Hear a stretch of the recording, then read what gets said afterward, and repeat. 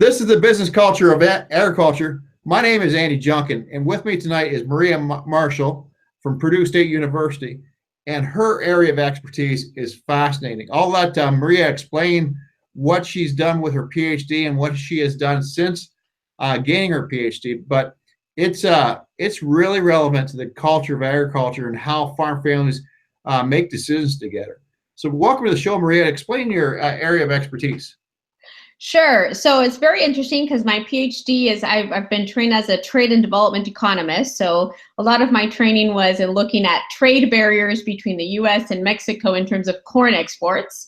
But my area of expertise now at Purdue is is actually family management. So it's actually very different. Still on the development side, a lot of the work I've done in development has really paid off. But I really work on family business management and small business recovery. And do you want to explain how like it's so your PhD thesis and what you're doing now related to farm succession and farm economics on the economics of the family household related to it's so different. Explain how the migration happened. Sure. So when I was looking at Purdue University to get my job, they offered me a job that was rural business development. And the reason I got into agricultural economics in the first place was to help people. And that just really called to me. And since then, I have not regretted changing kind of research areas, because that's really what it is. Economics is economics. So changing my expertise to be more rural business, family business is something that I have a passion for and just really worked for me. And you studied the economics of shock economics related to Hurricane Katrina. Could you explain your area of interest there, and then we'll get into how that pertains to a family farm? Sure. So So I study small business recovery, and most small businesses are family businesses. And it all started when I wanted to understand how different external shocks affected both the family system and the business system. So if you've studied family business, and hopefully if you're a family business, you kind of look into family business literature, you know that there's these two systems, and you're trying to always balance the family and the business. So a lot of times when we talk about research, we focus on these kind of internal shocks that we talk about: divorce, death, something else. And I was interested in what happens when you've got a shock that actually shocks both systems, the family and the business, that's external. And so unfortunately or fortunately, Hurricane Katrina was like the perfect living experiment of being able to really research what happens when both the family and the business, for a family business, get shocked after a major disaster. And so let's talk about how you've seen the farm economics of and a family household economics be impacted by the event of let's say death in the farm family. What have you seen in the last 10 years in your study of agriculture business? So we have a lot of different things. You may have a family that's planned very well. They've done estate planning, they've gone to succession, they've done leadership and succession, and they go pretty smoothly into this kind of new generation, right? The older generation has really brought in. And then you've got families where they just haven't planned at all. They just think it's gonna just happen. Miraculously, somebody disappears and somebody comes into their place and they can just take over everything. And so you have these two complete extremes. You have people that are somewhere in between, right? You have a 90-year-old, let's call it a father figure, a 7-year-old son, and let's call it a 50-year-old daughter, right? That comes, or granddaughter. And it should be almost the 50-year-old granddaughter that's taking over the farm, but suddenly the 7-year-old person is taking over a farm that they should be retiring from at the beginning. And so I think you've got these three kind of different dynamics that can happen on a family farm, and you kind of see it all. And one of the things I think that a lot of times you talk about is this contingency planning is, well, even if you've planned it really well, there is a period where after there's a death in the family, nothing really works, right? It's kind of these short-term crises versus a long-term crisis. So it's not like, you know, this whole family has suffered a big change. And so for a limited period of time, even if everything's been planned out perfectly, there is a paralysis that happens, and then everything starts going again. So I think sometimes we say, well, they've planned everything, so everything goes smoothly. There's no kind of like paralysis in the family. And when I talk about contingency planning to family businesses, I always talk about, well, there's always this short-term crisis. So what happens to suppliers or anything else when this person passes away? It's not like it's your dad that passed away. You're not going to go right to work the next day, right? So that's a short-term crisis. So you've got all of these different things coming into play when somebody passes away. And what kind of economic, like everybody's always concerned about taxes and avoiding paying taxes, but what kind of economic differences are you seeing between the family where they transition well to the family that really is dysfunctional as a result of lack of planning? What kind of economic differences do you see? Well, one of it, the family who plans usually has that estate planning succession that they've been able to minimize taxes, even though, I mean, you have to be like, at least in the States, over $10 million really to be affected by the estate planning tax.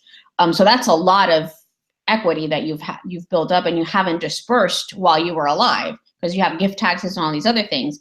But the family that doesn't plan, a lot of times what we see is that they've subdivided the land, and a lot of times not because they can't pay the taxes per se, but because there's no clear succession, or you had one person working on the farm, and they thought they were going to get the farm, and all of a sudden it's them and their two siblings that are getting the farm, and that just isn't viable because that person can't pay off or buy off the two siblings, or they can't get along. And so those are very, very different economic models where, one is a tragedy really. The other one maybe, you might have to pay more taxes or things like that. But I think the real tragedy is when you don't have things in writing and you assume that what somebody has said is going to pass, and it doesn't. And suddenly you see yourself with yourself or other siblings or something else that comes to pass, and you don't get the farm that you thought you were going to get. And I think it's really good that a family is proactive and starts planning. But I also think it's really important that they have the ability to be able to problem solve together as a family, and to be able to get the ability as a family to sit down and problem solve is so critical. Wouldn't you agree? Oh, I agree wholeheartedly. In the end, what really affects a family business is their lack of communication and their lack of being able to deal with conflict. The estate planning, the taxes, they can get through it if they can communicate enough, right? You can get through the crisis, but it's at times of crisis when real communication really comes into play. And how much of an economic impact is that difference in capabilities in different families? Have you been able to quantify the difference at all in any of your studies, or just within horseshoes and grenades to get in a quantification of what how much of a value communication is?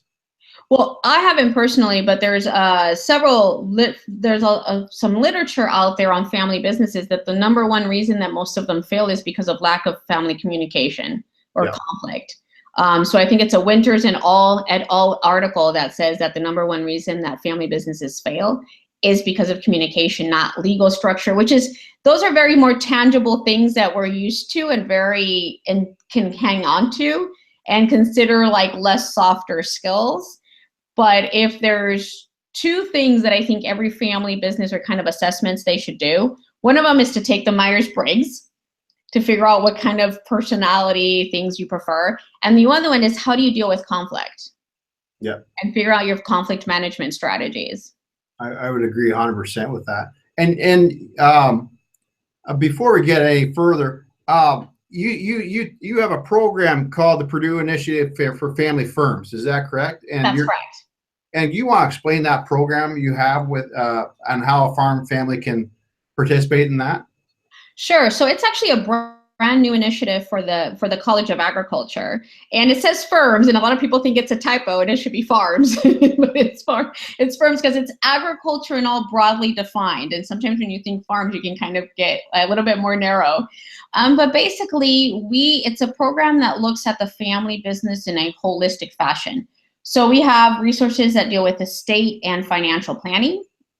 portion. So it's 4 pieces of a pie. So that's one piece. We have another piece that talks about strategic business planning. Another piece that talks about leadership and succession management, and another piece that's maintaining family bonds, that talks about family functioning, family communication. And so we try to provide resources on all those 4 pieces of the pie. We have a newsletter that you can subscribe to. We actually have a question of the month that family businesses can take, and then we always have the results right up there on our website. So our last question of the month was related to family's definition of fairness. So do you think fair is based on contribution? Do you think fair is based on needs? Do you think fair is everybody should get the same, or you have no definition of fairness? So it's pretty interesting to see how different families answer, kind of fit into answer this question. Yeah, it's a question that is so tough. You want to explain the maintaining family bonds? I mean, people would probably expect the financial estate and personal finance planning to be pretty complicated and detailed. Explain why maintaining family bonds is the same equivalent of the piece of the pie in this program, and what it is you guys do with this component. Sure. So, I mean, a lot of family business consultants will tell you that if you don't do financial planning, you probably can't do estate planning, and you can't really lead to succession because you don't know how to exit or retire. But the first thing you have to do is be able to talk about things. And we would say that talking about them during Thanksgiving is probably not the best time to try to talk about something. I get a lot of like one of the So one of the assessments we have up there on maintaining family bonds is actually looking at family functioning and how you feel within the family. And it's very interesting because there's been a national studies, and then we did a regional study, and then we did it as a question of the month. And a lot of nationally, family business come out as kind of highly functioning, and ag businesses per se are coming out as moderately dysfunctional or moderately functional, whichever way you'd like to think about it. So if you're coming out as moderately functional or moderately dysfunctional, whichever way suits you best, or dysfunctional, there's some that come out as dysfunctional. It means that you don't feel like you can communicate. Another question is you don't feel like when you have to make a decision on what's best for the family versus what's best for the business, that you're satisfied with how that resolution comes into play. That means you have a lot to talk about in your family business. So just from that 4-question kind of little assessment, you can get your family to think about, wow, are we really communicating, or how do we feel about how things are coming out when we make a decision? And dysfunctional families, like in agriculture, quite often farm families contact me, and in Western Ontario, where I was born and raised, I had a lot of friends say, "Oh, we're a good farm family. We won't ever need a mediator services." Well, those are the families that actually called me, and I think what we often see is families that did get along and were quite close. They're the families that actually fall apart because they didn't argue that much. They didn't have the capability to argue. They had very high expectations of their other family members because, they were upstanding people. And so you quite often see families that become dysfunctional with succession planning are the ones that you would regard highly in the community. They're not the white trash families that you think would fall apart. But is that not what you've seen, Maria? Oh, for sure. I mean, I can just give you an example of something that seems very innocuous, but that can really cause a rift, at least in the kind of junior generation. So let's say, for example, you have high expectations and you expect your son or daughter to be in the shop, even though you're at, it's kind of winter, to be in the shop to look at machinery at 5 a.m. No real logical reason, but that's the culture of your family. You're up working 5 a.m. But that person's spouse thinks, you guys are on downtime. You can help get the kids to school. Yeah, and I think that what we have is a difference in values between generations. It doesn't mean the values are better or worse, but it's a matter of getting everybody on the same page as to defining what made the farm family successful up to this point, the years going forward, and also defining what the farm family was weak about, or what has to change in order to be able to make the future generation have a better quality lifestyle and make the farms more successful. And if you, I mean, there's a lot of farmers I deal with now. They're in their 70s and they worked. They never changed a diaper, for instance. But if the next generation expects to do that and still be married 20 years from now, it's a completely different story. And what's the sense in building up an empire if you have a divorce? And let's get into that. Let's talk about the shock of not just death, but divorce to family farms. What are you seeing out there, Maria, and how is that impacting the decision making on a lot of family businesses? Well, I see two things. I see where people are like, it's the normal cultural tradition of you get married, you divorce, and if they may or may not touch the farm asset, or you may be able to pay it off, or where somebody wants a prenuptial agreement, or where, I mean, it's a lot of different ors. But you may see where you've got a senior generation that says, well, you're married, but this is a family business and your spouse has no say, even though that spouse is paying out of their pocket to pay for taxes for that farm that's not quite making it on their own, but yet they don't have no say, which can lead to a divorce in that second generation, or a complete dismantling of the previous business. So what I'm seeing is that in order to maintain this kind of intact second generation marriage, what has happened is that junior generations are now starting to say, well, that's just not going to work. This is my spouse. They work with me. We're paying stuff. We're going to reconfigure the ownership structure of this previous business to be able to have the spouses be part of it. And what are you seeing? What are some good practical advice, talking points, I guess you'd say? First of all, involving the spouse in the day-to-day business, even if they have an off-farm job. And then second of all, we'll talk about prenuptials in a minute, but how are you seeing successful farm family businesses integrate the spouses, whether they're involved in the day-to-day operations or not involved? I think a family council is a good way to do it, because they might not want day-to-day management stuff, right? But they want to know what's happening with the farm. How is it growing? How is it not? What's progressing? What are things that are happening? So I think a family council is a good way of getting these non-employee, maybe non-primary owners as part of but they're still stakeholders, kind of knowing what's happening. And it's not at the Thanksgiving table or the Christmas table. It's a separate meeting that you might have. So you might have a board or whatever, however legal structure you have in your farm, but having a separate meeting that's a family council meeting that says, this is what's happening for the farm. These are the decisions that we're making, and these are how these decisions may affect you coming in the future, because they will affect that non-farming spouse per se. I think that spouses should, at least on a quarterly basis, there should be a time and place for the spouses to be involved in strategic decisions which overlap their lifestyle and the family business. Tell me about the prenuptial agreements. What's your philosophy on how to handle prenuptial agreements?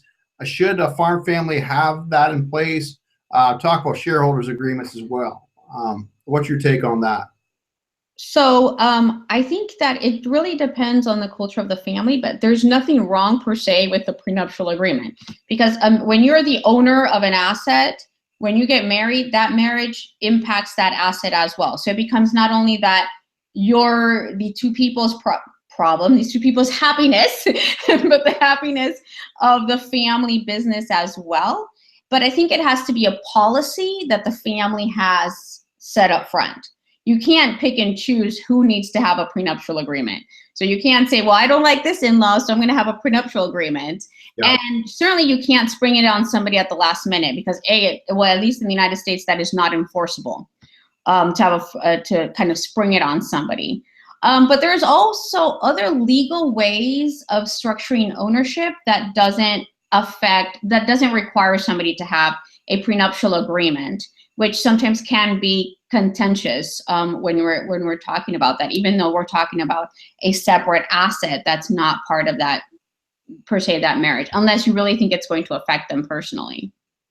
And what are like shareholders agreements? You want to explain that a little bit further about different strategies the farm family can undertake in order to not have to put a prenuptial agreement and pop it on their kids? Sure. So there is shareholder agreements. There is if you need to be bought out, we will buy it out at a certain price. Yeah. So buyout agreements. There is a way to say, well, the policy is that to be an owner shareholder, you have to meet these certain requirements. And so there's just, I mean, I'm not a lawyer, so I don't have like 5,000 different options, but those are there. You can be creative in the way that you kind of protect the business asset from any divorce. Oh, there's also, in terms of death or divorce, there's also insurance policies that you can take out for the business to stay intact, so you can pay off the spouse from that asset and leave the business intact. Yeah, I've seen that. I really prefer death, disability, or divorce clauses. So it's not just divorce, but it encompasses other scenarios. Mm-hmm. If I had a situation just recently where there was a father in his 80s and he was holding on to the farm assets for fear of divorce. His sons were not necessarily, they had really good marriages, but he says, yeah, you never know. And so by having that disability of divorce, we had the, just to give you guys an example, we had a set price of which the shareholders could buy out the other family members in the case of a death, disability, or divorce, and they could buy that spouse over 15 years. So if, say, one of the spouses is divorced, that 50% that person would be taking of that person's shares, the farm could purchase that over 15 years. And so it didn't just have to be one big check written at a time when maybe the market prices are at an all-time low, and put the farm on its knees. So yeah, I think I think shareholders clauses are a good way to go, but prenuptial agreements, if you're going to deal with them, set them up when the kids, as a policy, when the kids are 20, before any spouses are in the picture. Yeah. And I think, so just to go back real quick, I think also when a family is getting larger and you're at a kind of a cousin consortium, right? So now you've got an extended family, having shareholder clauses is actually a really good idea, because not every cousin in that consortium wants to be part of the family business, and to be able to buy them out or let them out, because you don't want that negativity to still be part of that family business, is a good idea. Yeah, I think so too. Maria, what has really surprised you when working with farm families as opposed to any other industry? Like, what have you noticed as difference about the culture of agriculture, and what do you think really needs to change in order to create for a farm family to really evolve and avoid problems in the future? I think what makes agriculture unique is this emotional attachment to the land assets, or the farm homestead. That's really what makes agriculture unique and a family business unique.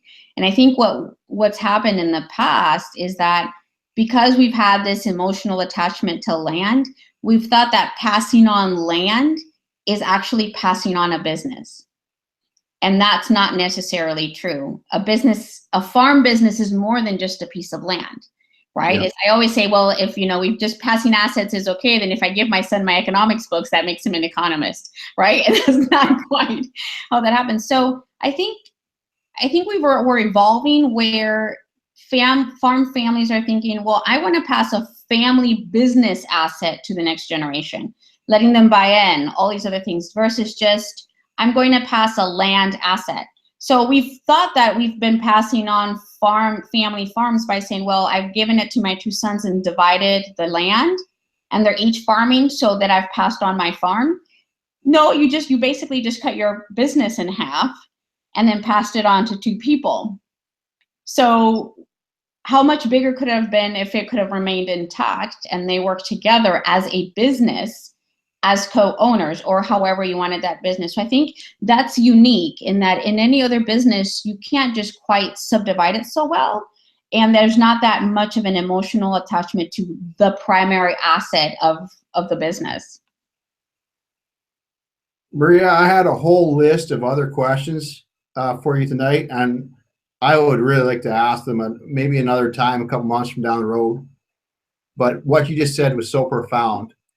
I've never heard it said that eloquently, because I think that a lot of times we look at the transfer of assets, but not the transfer of the actual business. And, I think that's the key take home point I want everybody to take home tonight.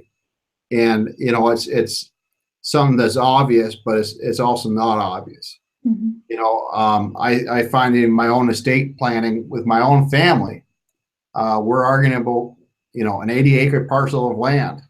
But we haven't identified the issue that the family business that was passed over by my grandfather 30 years ago is gone. And it's just an 80 acres of marginal soil. And so I think that's very critical to identify. And so I really appreciate you being part of the show. And I have a ton of questions for you in the future, but I think that I just want to leave it like that. How can they identify, learn more about the Purdue Initiative for Family Firms? And my other question is, do you take that program out of state?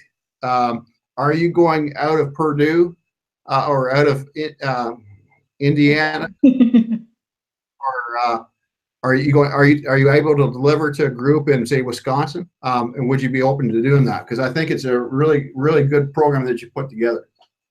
Yeah, so you can look at our program and go on our website. It's purdue.ag/PIFF, so PIF. Yeah. So pretty easy. And yes, we are more than willing to go anywhere. I can deliver the program anywhere that's needed. That's for sure.